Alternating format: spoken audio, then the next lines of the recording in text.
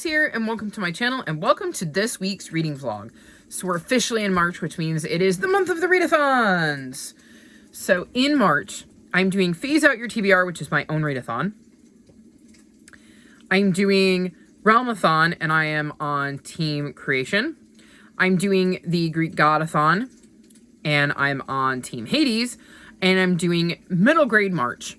All of these are for the entire month, and if you look at my TBRs, you can see that I tried to overlap as much as possible. I mean, I don't have a set TBR for Realmathon because every book gets you points, so I felt like it was better to just wing that.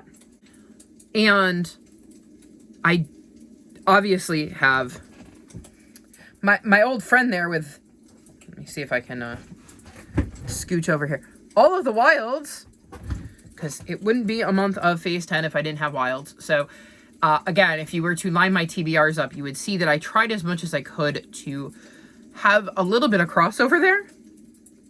And then later this month, I have the final book support group. I was blanking there for a second, and that will be sequels, but that shouldn't be too hard given that, again, if you look at the books on my TBR, you can probably see where I'm planning on kind of slotting in certain books for certain prompts. So, my plans for the start of March. I need to finish Defiant because it is overdue from the library, and I'm about halfway through. And I'd like to finish 15 Secrets to Survival, and I'm on page 104 because, well, I started reading this in January. I would like to finish it. Or DNF it. I did read enough of it in the end of February to decide I didn't want to DNF it, but I am open to changing my mind. So those are two definites that I want to focus on because I'm rolling them over. And what I'm leaning towards right now for the first week is I figured I'd read Bruce's Big Move to feel like I got off to a big start because I ended up with a picture book on my TBR. So why not utilize it? I want to read Wind Riders, Shipwreck, and Seal Bay because it's another quick, easy read, and I really like this series, so why not read it and kick the month off right? And I'm in the mood for a cozy mystery, so I think I'm going to dive into crime and poetry because this is a TBR vet, and I think I'm using that as TBR vet for Phase 10. I'm pretty sure it's on my Phase 10 TBR, and I'm pretty sure it's for TBR vet. Or that could be Phase Out. See, I'm already confused in my readathons. I do know that I'm using it for, I believe, Greek Godathon for book you've been putting off because I've had this since before I got back into reading in 2018. So I've definitely put it off. So I think that is kind of my tentative, what I'm going to be pulling from first in March. But I have 88 million books to choose from, so who knows what I'm going to get up to this week. But that is kind of what I'm feeling right now. I do want to read a historical fiction, but because of Mox, last month I read Mox. I started it on my birthday, and it took me the whole entire rest of the month. My birthday was the 23rd. And I listened to it at one-time speed, so it was a 9-hour audiobook that actually took me 9 hours. So as much as I enjoyed my experience with that, it made me feel almost like I was slumping, even though I wasn't, because I wasn't reading anywhere near as much as I normally do because I was actually listening to this audiobook at regular speed. So I think I want to start the month off with some books that I can get through quickly because I think that will make me feel like I've accomplished something and get my mojo back before I dive into my historical fiction because I have a few of those and I'm very excited about them because that's what I'm in the mood to read besides a ton of middle grade from Middle Grade March. But I think I want to read some quicker reads to kind of get things flowing and get me going. So that is going to be my plan for this week. We'll see how it goes, and hopefully I will check back in with you in a few days to give you an update on how everything is playing out so far.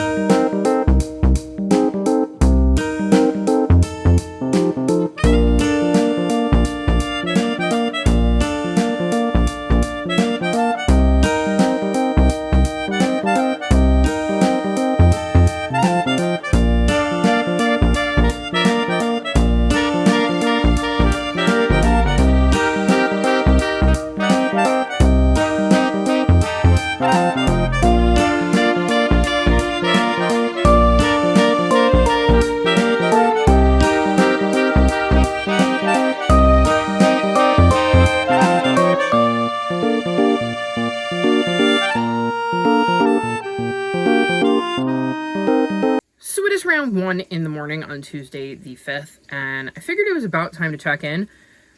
I have been all off because I did the 4-day vlog, so I was expecting to wrap up the vlog yesterday and then had to remind myself that I didn't actually need to do that. Here comes Cielo. I knew. Coming to wreck crap. Yeah, Come on. Oh. So, yeah, I was expecting to end it yesterday and then realized I didn't need to because I had started on Friday and not Monday. So it was really weird and threw me off. I can tell you that yesterday I watched 5.5 hours of wrestling, which meant I did not get as much reading done, well, yesterday as in Sunday, because my brain is still thinking it is Monday because it's only 1 hour into Tuesday. So yeah, on Sunday I watched 5.5 hours of wrestling. Really? You'll leave me alone all day, but when I film, you must be in my arms. What did you knock on the floor? She's knocking things down. I swear. You can't just sit? Chill? Look forward to this during sprints, guys, because I ordered a new laptop today.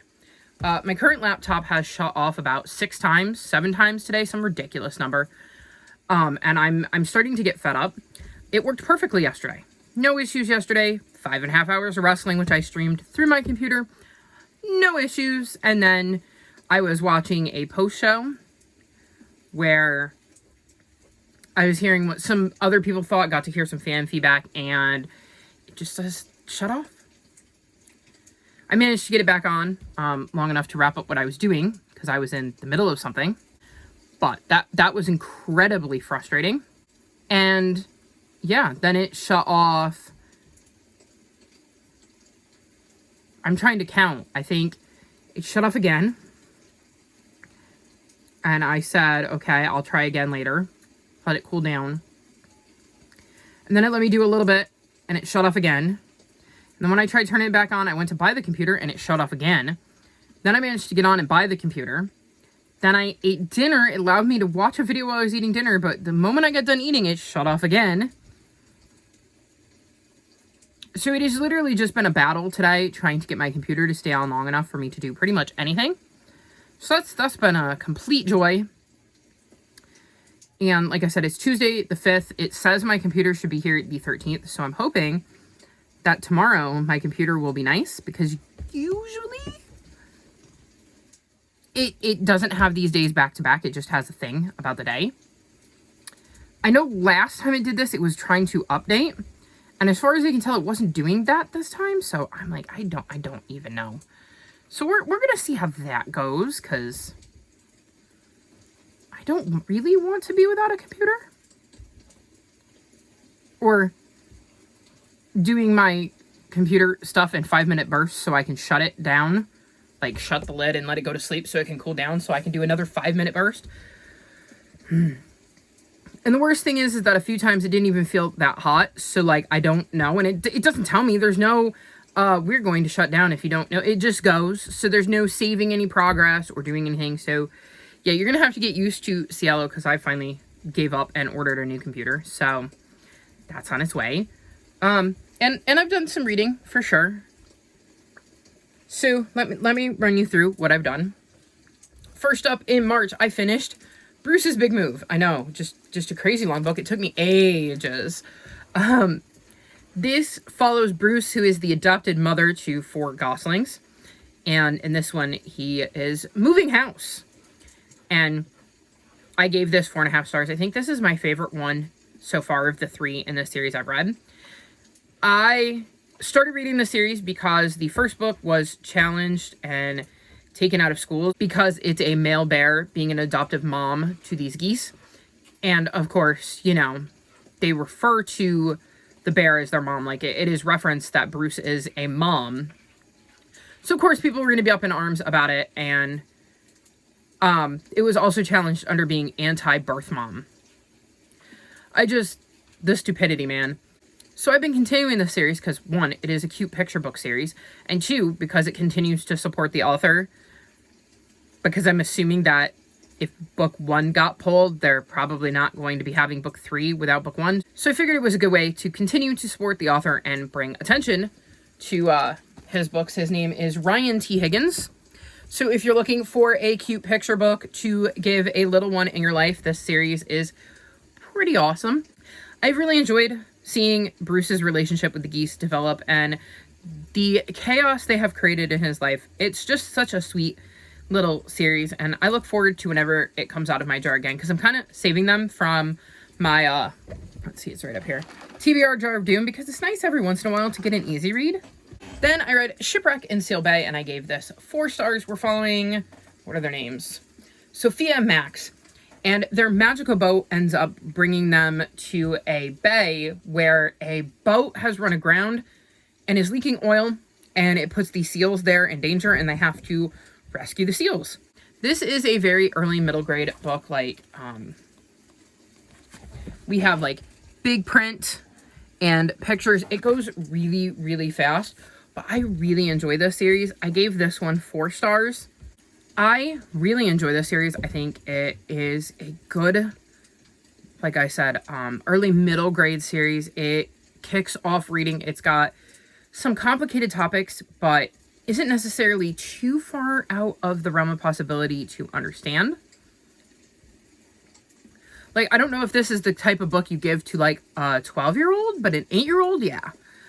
I like that it teaches about like conservation topics, because the first one they rescue turtles, the second one they're helping scarlet macaws, and in this one, like I said, they're saving seals from an oil slick. And in the first 2 books, I don't remember, I think it was a fire with the scarlet macaws. I don't remember what was threatening the turtles, but like there was something man-made, like human error, things like that was affecting these animals, and it was talking about how you can protect them. And then like at the end, they have some facts. So like here we have how we can help prevent oil spills, some facts about them, some facts about the seals. So it teaches you something as well, and you kind of learn throughout the book because you see it in action, and then it gives you some facts at the end, which I really, really like. So I am definitely enjoying this series. I will be keeping this, but I can see me getting it for the little ones because it is such an interesting series, and I really like Sophia and Max and how they go about things. So very, very excited to be almost caught up. I think there's only 4 books so far in the series, or in the series in general. Like, I don't know if it's supposed to be only 4 or if we're going to get more, but I am one step closer to being caught up. Then I read Crime and Poetry, and I gave this 3.75 stars. So this follows Violet, and her grandma Daisy calls her up and makes it sound like she's on her deathbed. So Violet drops everything and rushes back to her hometown where she hasn't been in a very long time, only to find that Daisy is totally fine and sort of tricked Violet into coming home. She wants to convince Violet to stay so that she can take over running the bookstore that her grandma Daisy owns. And Violet's not interested. She doesn't want to be in this town. She has good reason to not want to be in this town, and alludes to the fact that something happened in the past that made her leave town and never look back. Unfortunately, her plans are scuppered when a gentleman friend of her grandma Daisy's ends up dead and is clutching a book of poetry that he had purchased at the bookstore. And it turns out that Daisy is in this man's will. So it makes it look very suspicious that he has died holding a book from her grandma's store, and her grandma is a beneficiary from the will. So she ends up staying because she wants to clear her grandma's name and make sure her grandma's going to be all right. And she ends up meeting a tuxedo cat named Emerson, who she quickly bonds with, and the two of them have to kind of piece things together. Although Emerson is a cat and has no ability to speak, so I don't know how much... And Rocky is here.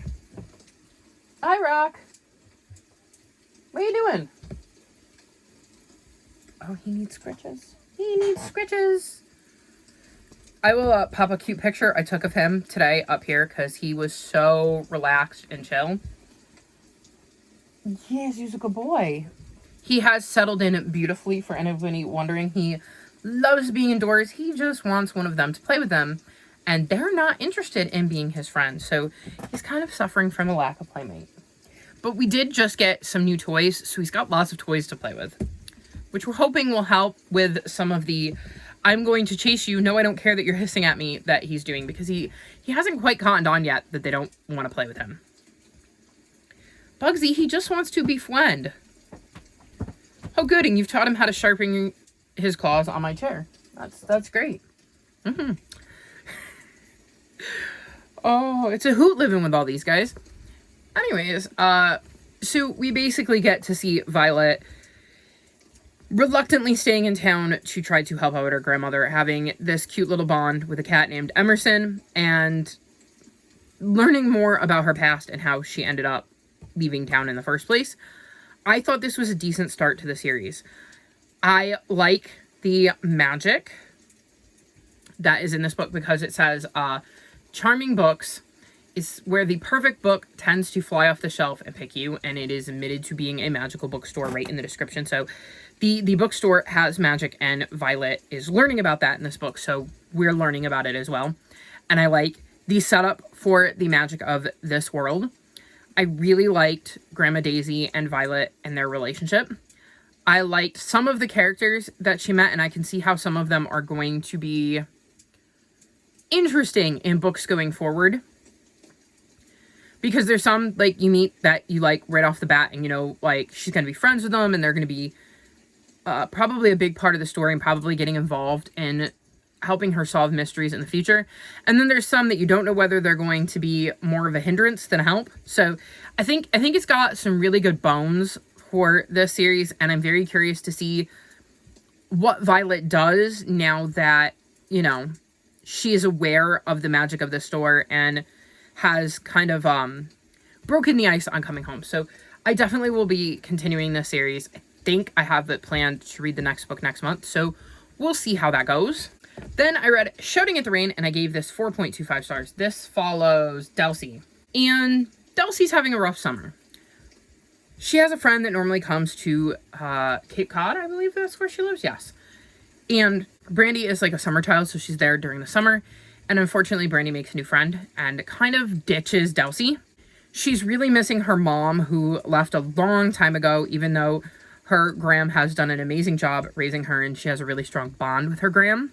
She soon meets Ronan, who is a new kid on the Cape, who is also kind of looking for a friend, and we see that relationship develop. And we see them both kind of struggling with the situations that they found themselves in this summer, and as their friendship blooms, we learn more about each of their lives and how they ended up where they are. This was a book it took me a minute to get into it, but once I started really getting into Delcy's story and wondering what the scoop was with Ronan, I started to sink my teeth into it more, and it has a lot of really good found family. And once I realized that aspect, I got into it even more. I thought this was a very good novel. I didn't enjoy it as much as Fish in a Tree, but I did think it was really good. Like I said, I really enjoyed watching Delcy and Ronan's friendship grow, as Ronan was struggling with the new situation he found himself in, and Delcy was struggling with missing her mom, or more, missing the idea of a mom because she doesn't really know her mom, and then losing a friend and having to still see her, but knowing that her friend is friends with somebody else and has kind of moved past the things that Delcy is into. And it was just a really interesting look at kind of growing up and realizing that some friends that you make aren't always going to be your friends, but that doesn't mean you won't make new ones. And realizing that you can have people in your life that are family, and family is kind of what you make of it. It isn't necessarily the people that are related to you. So yeah, it was just interesting to see her struggling with, like I said, not having her mom around and feeling like she was in a situation where she really needed one. And then, like I said, trying to bond with Ronan and try to be a good friend to him too. So it was an interesting book. It just took me a smidge to get into, hence the slightly lower rating than the previous book I read by this author. And then the last book I finished is The Body Under the Piano, and I gave this 3.5 stars. So this follows Aggie. And she lives with her mom and her grandmother and, like, I don't know if it would be considered like a nursemaid, but like Charlotte is kind of a nanny to like a live-in nanny who keeps an eye on her, and she feels she's kind of outgrown that, but her mom disagrees. Her dad died, I want to say recently-ish. There is a new boy in town named Hector Poirot, and soon a body is found. Aggie is the one that discovers it, and both she and Hector are massively interested in trying to put the pieces together and figure out who murdered this woman and why. And it is loosely based on Agatha Christie. So in the author's note at the end, the author mentions that she was really into Agatha Christie when she was Aggie's age. And she became curious what made Agatha an expert on betrayal, suspicion, and wickedness. What sort of family and community had populated her childhood? What kind of books did she like to read? And from what seeds of inspiration did she conjure up her two famous detectives, Hercule Poirot and Miss Jane Marple? So that's kind of where she came up with this idea of putting Aggie in a similar time period in a similar location, inventing Hector, who is a play on Hercule, and wondering what if they had been friends and started to investigate a murder, hence the body under the piano. I struggled with this a little bit because it took me a while to get attached to Aggie as a character and to really want to sink my teeth into the mystery.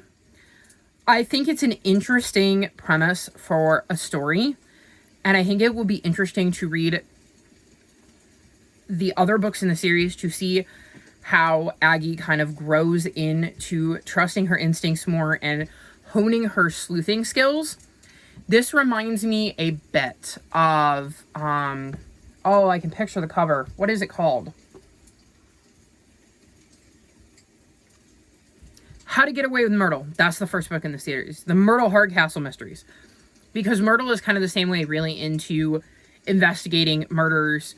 The difference is that the woman that's in charge of her kind of encourages it, and her mom has died and her dad is alive, which changes the dynamic a bit. But I think it's going to be interesting to see how things go in book 2 after her escapades in book 1.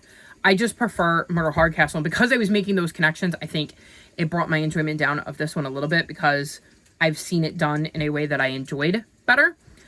I might have been completely opposite if I had read them in the opposite order, like if I had read this one first and then stumbled upon Myrtle, but I enjoyed it.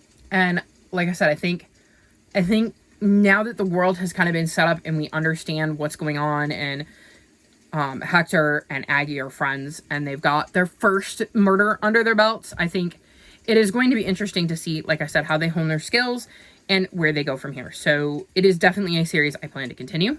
I have started a couple of other books. I've started Ghost in the Guacamole, which is the next book I need to read in the Granny Apple series, which I have to read this, the next novella, and then the 6th book, I believe, is on a TBR. I think multiple TBRs, so I really kind of need to get to these. And I'm only like 28 pages in, so I don't really have much thoughts there. I have started Turtles of the Midnight Moon, and you can see I have a second light.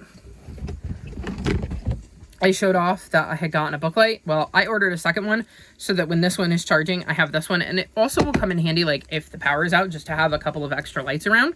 But this is a mystery, and it's going to follow 2 girls. One is Abby, and she lives in the United States and loves to take pictures.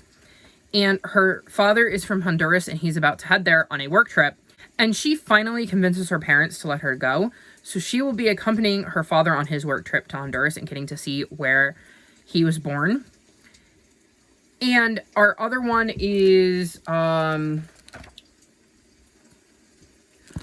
And Barana lives in Honduras and is really into turtles and turtle eggs and conservation. And she is trying to help the local conservation team deal with the turtle eggs that are being laid because it's turtle season, and poachers that are stealing the eggs and causing chaos on the beach where the turtles lay their eggs. And Barana is going to be in charge of kind of keeping an eye on Abby and helping her stay safe when she comes to visit Honduras, because that way her father can kind of focus on his work and knows that Abby has a bit of a guide. But that doesn't work for Barana because she is not interested in playing babysitter. And Abby is not happy about this either when she finds out, as she wants to be able to just explore on her own. I haven't gotten to the point yet where they've met, but I think what's going to happen based on the description is that Abby is going to get involved in helping Barana figure out who is poaching the turtle eggs and get involved with the mystery. And somehow I think her photographs are going to play a part in that because, like I said, Abby is into photography. So I'm enjoying this one. I'm about 100 pages in, so I've made a pretty decent start on this one, and I'm curious to see what these two manage to figure out about who is poaching the turtle eggs and how they end up stopping them. At least I'm hoping that's what's going to happen. And then the other book I started is a chunker. It's The Path of Daggers. I'm back on my Wheel of Time. I'm a whole 66 pages in, so I'm making brilliant progress in that. Couple chapters. It's really hard to tell if I'm going to enjoy this one based on that, but so far it's fine. I really need to hurry up though, because I have that one out of the library. I have Sharp Ends, which is the next book in the First Law series. She is knocking everything. Come on, get down. Get down. And I have, what's it called? All the Light We Cannot See, which is pretty thick for historical fiction. So we really need to get to that. And this is overdue from the library and has no renewals. And this is about to be overdue from the library with no renewals. So, yeah, I'm kind of swamped with books right now, and I probably should have prioritized the books that I knew were going to be overdue from the library / were overdue from the library. But I wanted some audiobooks, and I don't have the audiobooks for them, which is probably why they're still sitting around my room. But my goal for the next, 3 days before I wrap this vlog up is to finish Defiant, is to finish, what is this called? 15 Secrets to Survival, to finish my Turtle Moon, and then make as much progress in the Path of Daggers. It's not called Turtle Moon, it's Turtles of the Midnight Moon. And then to make as much progress in the Path of Daggers as I possibly can. Which means if I don't want to listen to the Path of Daggers, I have no choice but to read a physical book and then try to get back to The Ghost and the Guacamole before I forget about it again, because I have that one, like I said, the novella, the sequel, and I have, what's it called? The Death at the Beach? The Death of the Party? Something like that. It's my highest rated book, and it was an ebook, so I have that on my TBR too. And I might have more ebooks. I don't know off the top of my head. I tend to forget about them. So, I need to make it a priority to actually read my ebooks. So, yeah, it's going to be interesting. So far, though, I'm feeling decent. But we'll see how the rest of this month goes. So, yeah, that's my update for now. I'm going to go mess with my computer again because I have something else to do on it. And it should have cooled off by now. And we'll check back in at the end of the week to wrap this vlog up and let you know if I got anything accomplished when it comes to my overdue books.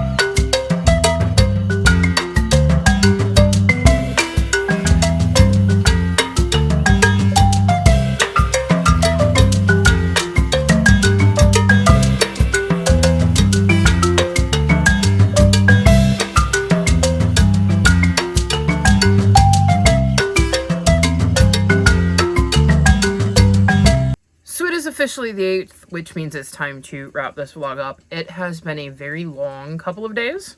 I know I've mentioned multiple times that I've had issues with my laptop and how the fan was busted. Well, I think we finally reached the breaking point because, let's see, what night was the pay-per-view? Sunday? It worked all through the pay-per-view. No issues. And then, I knew she was going to come over. Sunday night, well, Monday morning, however you want to look at it, like 1:30 in the morning, it decided it was going to shut itself off, and it has been basically doing that since. If I do not have my bedroom fan on it, it shuts itself off. Apparently, it has completely lost any ability to keep itself cool and has decided that I need to do it for it. I managed to order a new computer. I have been hemming and hawing, and, well, there's no more hemming and hawing now. I have no choice but to order a new computer and finally make that decision and just get one, because at this point, a computer that stays on is better than one that shuts off every 5 minutes. Legit, I don't think it stays on for more than 5 minutes if I don't have the fan on it, and that might even be generous. So I did manage to watch Dynamite on it on Wednesday. And that's basically because of the way I propped it up. So, let me see if I can move her so I can show you, because she's legitimately standing on it. So, normally you would have a laptop like this, and she's gonna block you guys so you can't see. I ended up having it like this, and my fan was perched here, and I had my other computer here to support it, and it was sitting on the edge of my desk, so that the fan was blowing directly into the vent so that I could, like, watch TV. But otherwise, that is the only way I can actually use my computer for any length of time. And of course, if I wanted to, like, browse for books or, you know, say, submit points for the many readathons that I'm participating in, I need to be able to get at the keyboard and actually see what I'm doing. And I just can't do that with the way my computer is right now. So I managed to get the other one up to date enough that I could do some basic stuff on it. And then, of course, I do have this one, and I can, if I'm careful, do a few things if needed. So we're basically trying to survive every time she tries to clear off my desk. She never, ever comes on this desk unless I'm filming. Ever. I don't know what her fascination is with me filming. No. See, and you're now knocking things on the floor. This is why I try to do it when she's in the living room, but, like, lately this has just been her spot. She's been in my room, so it's kind of hard to avoid. But anyways, I'm kind of got a couple of computers, and I've coupled them together enough that I can get basically anything I need to do on my computers done if I need to. It's like if I need to put in a Walmart order or something, I can very carefully cobble my computer together if need be. I know I can kind of do that stuff on my phone too, but it's just easier for me to do that kind of stuff on my laptop. Same with a spreadsheet. I know I can do it on my phone. It's just easier to do it on a computer. So, I think last I checked, my new computer should be here Monday. So, that would be fantastic. In the meantime, I'm going insane. Do you know how annoying it is to have to make a thumbnail and upload a thumbnail and put your description in on YouTube, and literally the act of saving a photograph to your computer can take a good 5 minutes? Because that's what I'm dealing with right now, is everything taking way longer than it should. So, I'm trying to catch up on videos. I posted a vlog yesterday, which was the end of January and the beginning of February, so I'm right on top of things. And then I've got this week's 5 on Friday, which is finally my top 5 favorite books in a series. And then, here she comes again, and she's coming over the camera. You're a pain in the butt.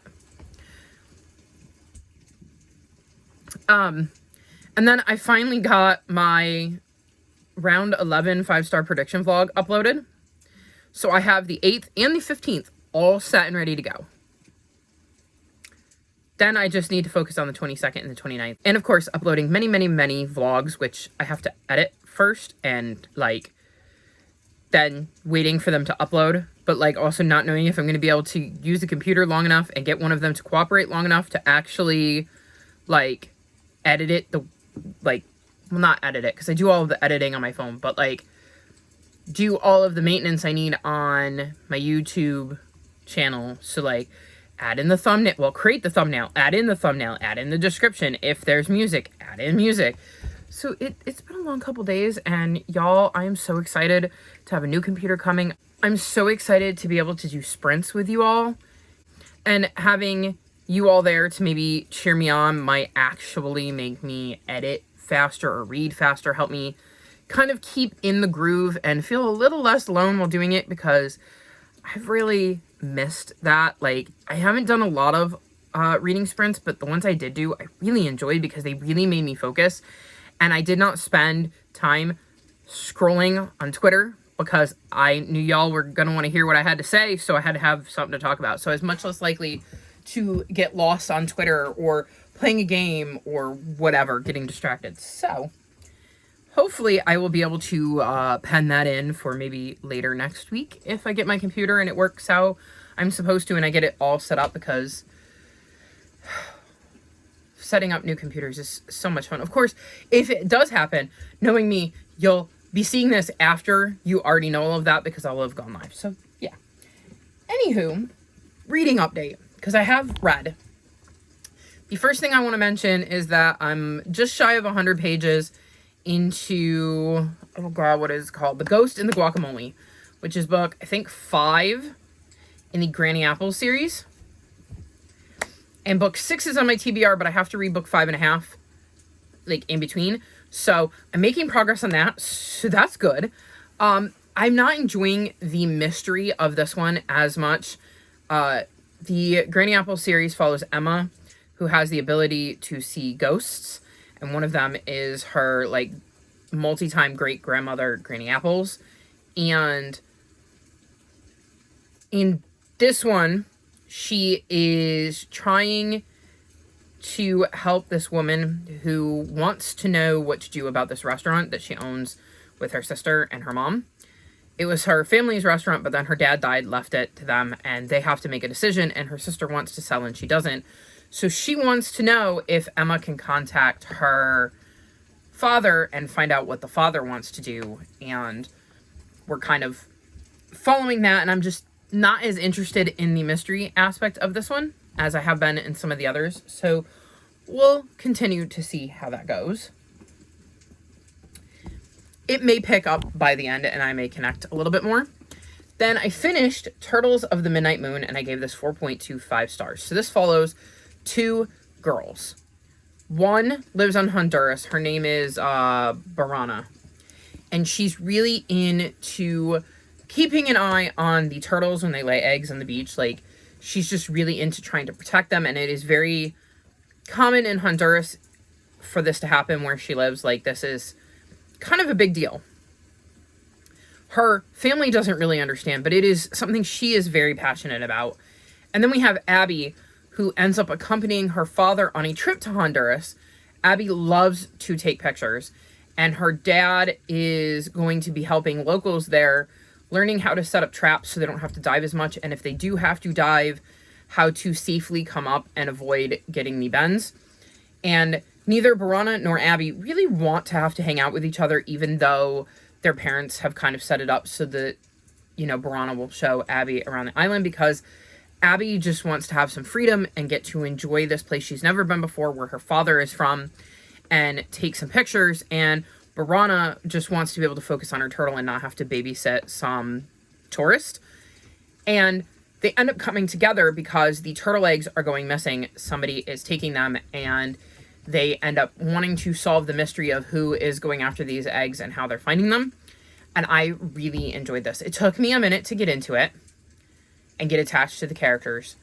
And I feel like I'm saying that a lot, so I wonder if it's a me thing right now of struggling to get into books, but once I'm into them, I'm enjoying them. I think maybe it'll help when I start reading some of, like, the continuations. Let's see. And I don't have a single series continuation on my main TBR that I haven't already read. Interesting. I do have some on my middle grade March TBR, though, because I have the Vanderbeekers, I have 2 more books in the Braveland series, I have the Warriors series, I have Foxcraft, I have the Nowhere Boy, which is written by an author whose book I liked. I'm pretty sure I'll get into the Kristen Hanna one. That one is actually on my TBR. So, yeah. Maybe that's a me thing right now because I'm a little all over the place. But once I got into this, I did really, really enjoy the story. I enjoyed getting to see these 2 girls who came from very different walks of life and have very different passions find common ground and begin to bond over that. And I liked the mystery aspect of what was going on with these eggs and how were these 2 young girls going to maybe put a stop to that. So it definitely hooked me by the end. I was definitely invested by the end of the story. And I think that this is a standalone as far as I know, but I think it would be really cool to read more from these girls and hear more about their lives and maybe see if they can find a way to team up. But I can also see it standing alone. Like, I don't think there would be a sequel, though I wouldn't turn one down if there was. But I definitely think I will check out whatever this author comes up with next, because I believe this was her debut novel in 2023. So hopefully we'll hear more from them, and I look forward to reading whatever they put out next. Then I finished 15 Secrets to Survival, and this was not a book I was certain I was going to finish. If you've been watching my vlogs, you know I keep bringing this up. I started it in January and struggled to get into it. I was about 70-ish pages in and decided I would give it to page 100. And it finally started to tick up in a way where I was interested.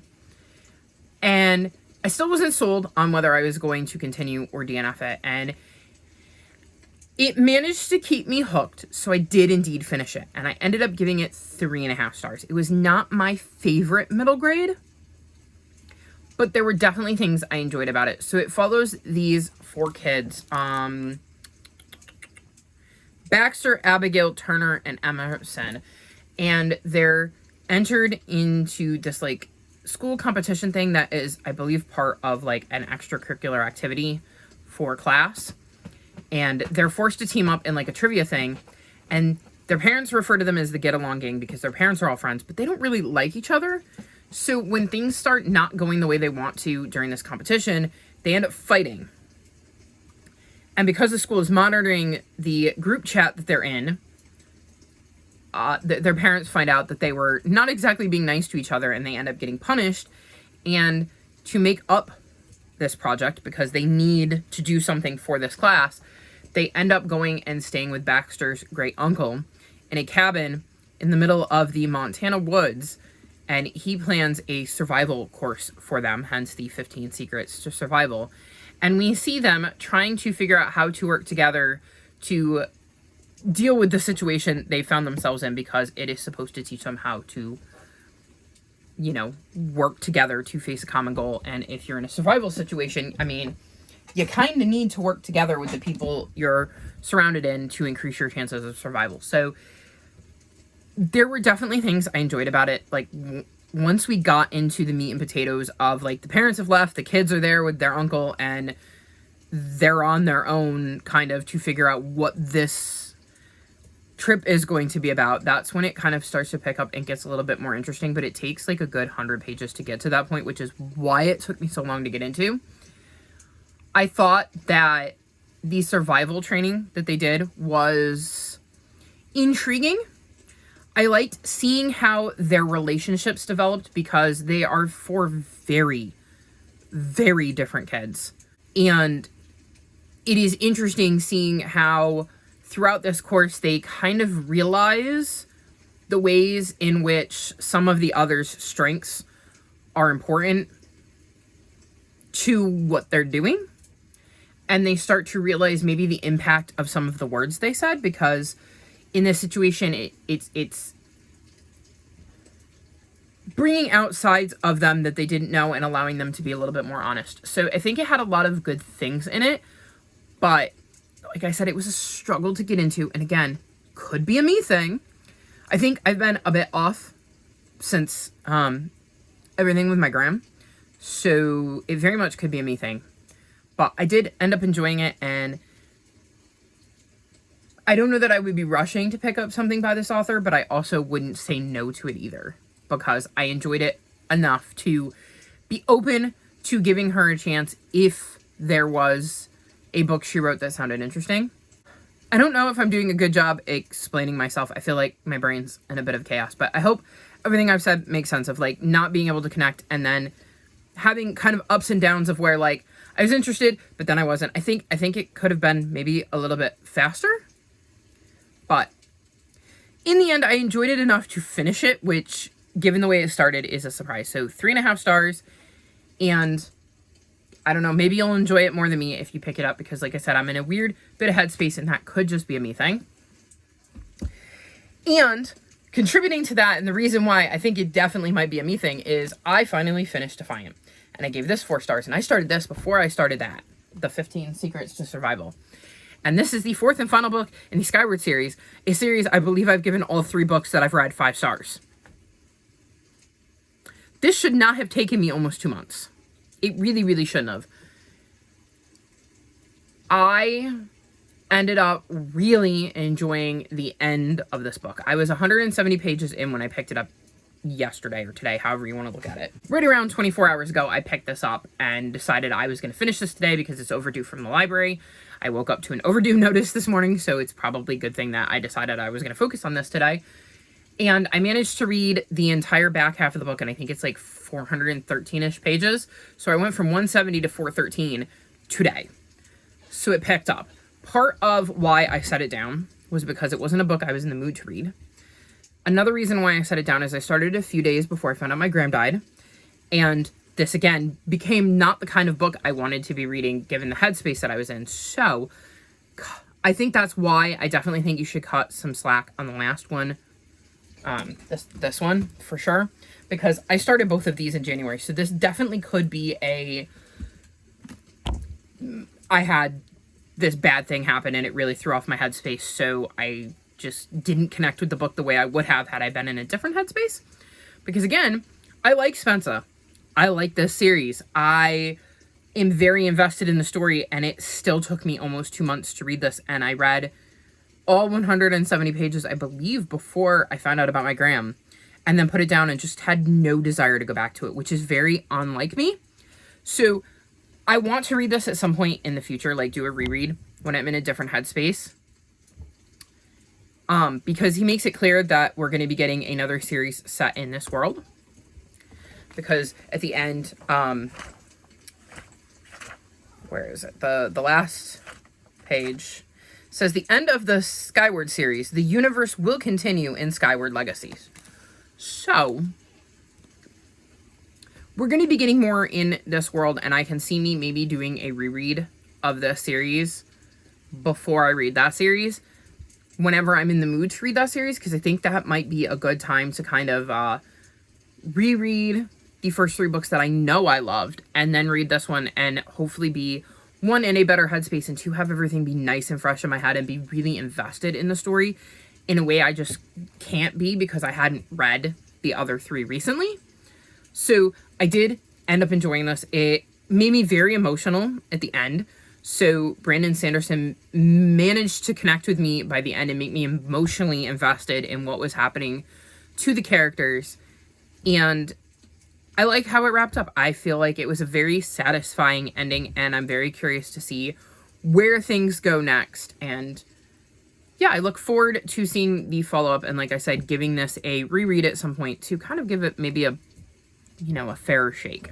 So that was the end of my week. That was my main goal this week, was to finish those 2 books, and I finally did. No clue what the coming weeks are going to bring, other than, at least for the next few days, frustration over my computer.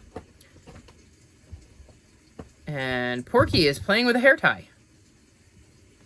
We just bought a bunch of cat toys, and he is playing with my hair tie. Anywho, Oh, I also wanted to mention that getting in the way of my reading is that I've actually spent a couple days binging a bunch of episodes of Ghosts, which is on Paramount Plus, and I absolutely love that show. And I just wanted to mention it because I don't watch TV very often, or movies, or anything like that. Like, I watch BookTube videos. I'll watch, I follow Lil Simsy, so I watch her play The Sims. I also watch James Turner play The Sims, so I have a couple people I watch play The Sims, and then I obviously watch a lot of Blood on the Clock Tower. But when it comes to, like, TV shows, I watch Dynamite and Collision, so wrestling. It's specifically AEW wrestling. I very, very rarely watch TV shows for any other reason, and I had watched, for some reason, okay, I remember. I saw the trailer for Ghosts during a survey that I was doing when I was doing surveys to make a little bit of extra cash last fall to try to help everything at home. And it looked like a show that was right up my alley. And then when I joined Walmart Plus, you get Paramount Plus for free, the ad version, but you get it for free.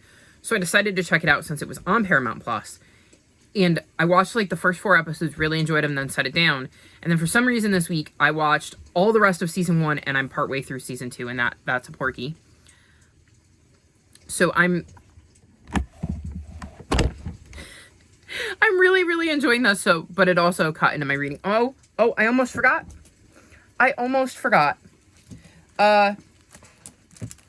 Bam! I'm on page 174 of The Path of Daggers, so I also made progress in Robert Jordan's books, so yay. Again, not much to say. I really can't tell you whether I'm enjoying them till the end because a lot of it depends on the journey, so we'll see how that goes. I almost completely forgot. I'm like, I know I'm forgetting something, and that was it. So yeah, that is my week. I read, I edited, I tried not to throw my computer across the room. I spent a lot of time silently screaming into the void over my computer. And I watched some TV. So, yeah. Very, very interesting and intriguing week all around. But that's going to be it for this vlog. I think it's time to wrap this up. All of my social media is linked in the description below if you'd like to come chat with me. If you've made it this far in the video, leave me ghost emojis in honor of Ghosts, the TV show I've actually grown to like. Like this video and subscribe to my channel, and I'll talk to you next time. Bye!